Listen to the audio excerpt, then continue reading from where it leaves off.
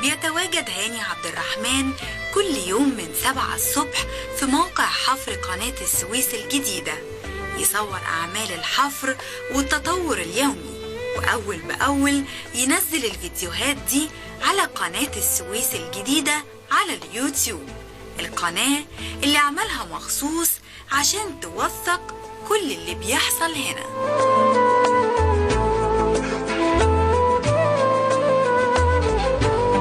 حدث ما بيتكررش كتير في الحقيقة في حياتنا أو في تاريخ مصر.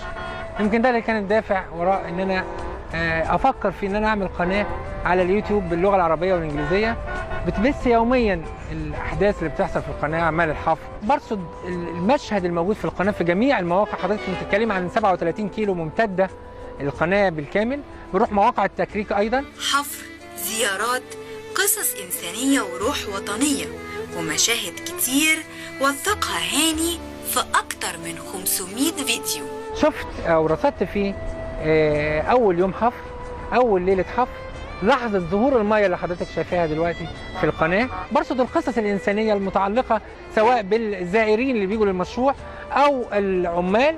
شفت جندي حارب في سينا هنا ورجع بعد 41 سنة يشوف نفس المكان اللي كان بيحارب فيه، سجد لله شكر وصلى وبكى. صورته طبعا، اسمه محمد، راجل مقاتل.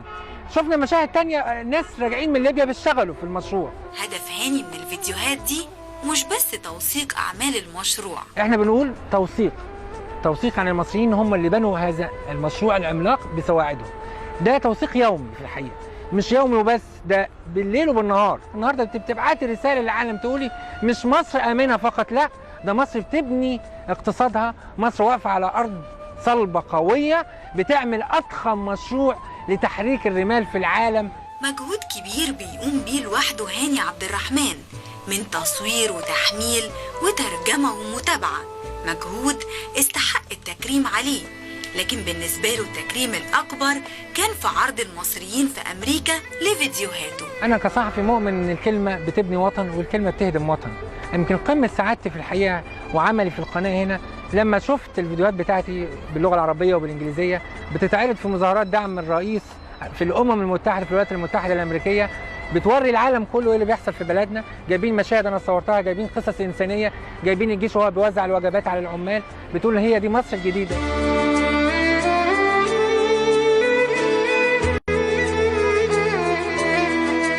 جايين مخصوص من القليوبيه نزور الموقع ونشوف ونشاهد بقى الاعمال العظيمه اللي بيقوم بها الشعب المصري. ومن اللقاء ده لكافيتيريا الموقع اللي قعد عليها هاني ونزل كل اللي صوره النهارده، واللي يقدر اي حد في اي مكان يتابعه على قناة السويس الجديدة. لمي السلامة، برنامج مصر الجديدة مع معتز الدمرداش.